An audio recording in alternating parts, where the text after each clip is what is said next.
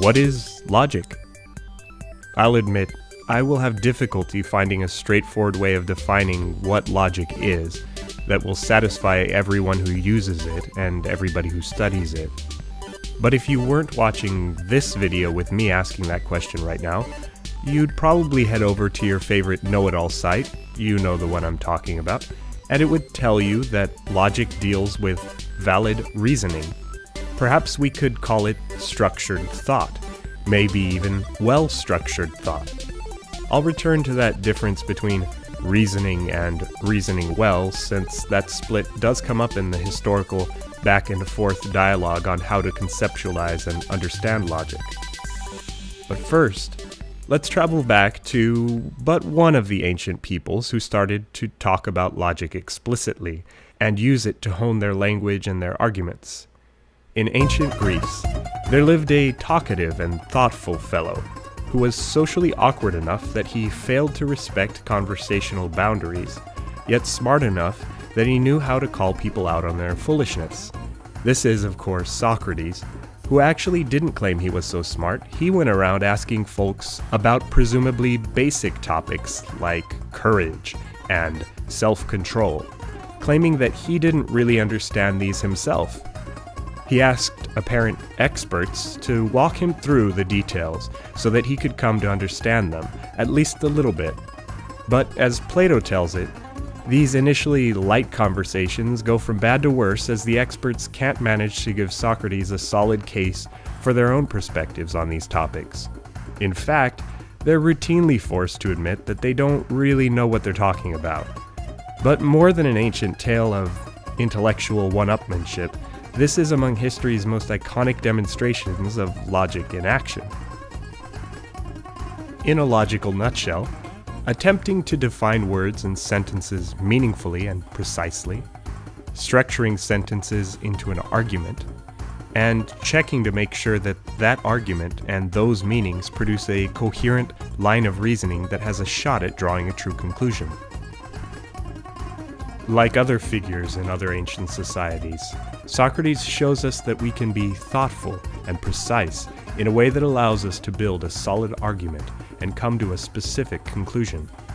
But there's a catch. The cost is, because our thoughts are explicit and not vague, our argument can be evaluated and corrected just as precisely, and we can be shown where we're wrong.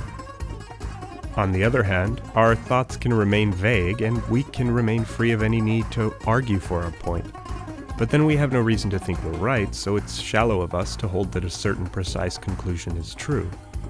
This was the mistake of the friends Socrates liked to chat with. They assumed they had something figured out, but had never really thought about it logically.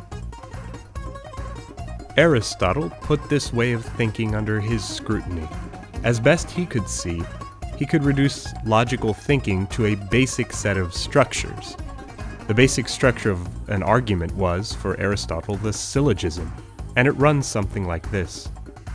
If A is B, and if B is C, then A is C. You can fill in A, B, and C with your own favorite terms to see what he was getting at. Here's my preference. If Little Russian Nesting Doll fits inside Medium Russian Nesting Doll and Medium Russian Nesting Doll fits inside Big Russian Nesting Doll, then Little Russian Nesting Doll fits inside Big Russian Nesting Doll.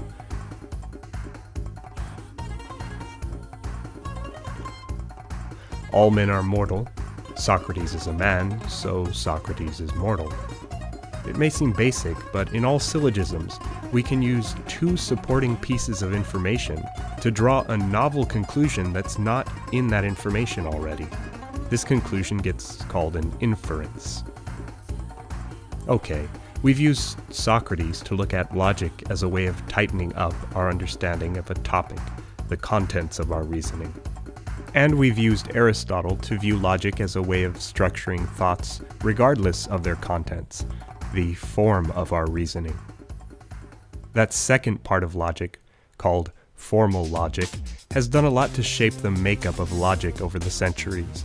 By thinking abstractly with variables and operators to connect them, logicians have contributed to developments in mathematics, computer science, and many other endeavors.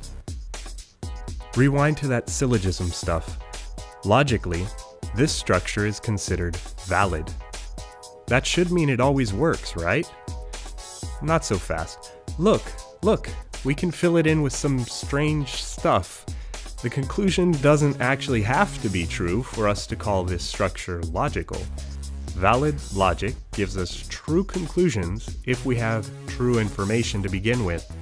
Verifying the accuracy of your content means, well, doing your homework on whatever it is you're arguing about. We have so many disciplines that study specific topics rigorously and in detail. Meteorologists aren't stuck imagining the reasonable possible conclusions they can come to about the weather. They can use logic to come to specific conclusions backed by their observations. And historians don't just think about logically possible sequences of events in the past, but argue for specific chronologies based on their studies. It's still logic, it's still logical, but the content is as specialized as the tools and methods used by the experts in these fields. If you've been paying attention as much as I expect anyone to pay attention to some video on the internet, you at least get that logic has something to do with how we think about stuff. Maybe you even gathered that it has much more to do with the thinking about part than the stuff part. Way to keep up. In all this thinking, does logic describe our thought process like an objective observer might, or does it judge our reasoning, telling us how we ought to think like an impassioned partisan would? While some hopefuls have seen logic as, at least potentially, a kind of physics of thought, it's usually treated and defined more like an ethics of thought. It doesn't dictate how we think, only how we should think if we want to reason well. That doesn't make logic subjective in the sense of ultimately just up to anyone's whims. It just means that, since we can be logical or illogical in our thinking, we've got to work at it if we want to be logical.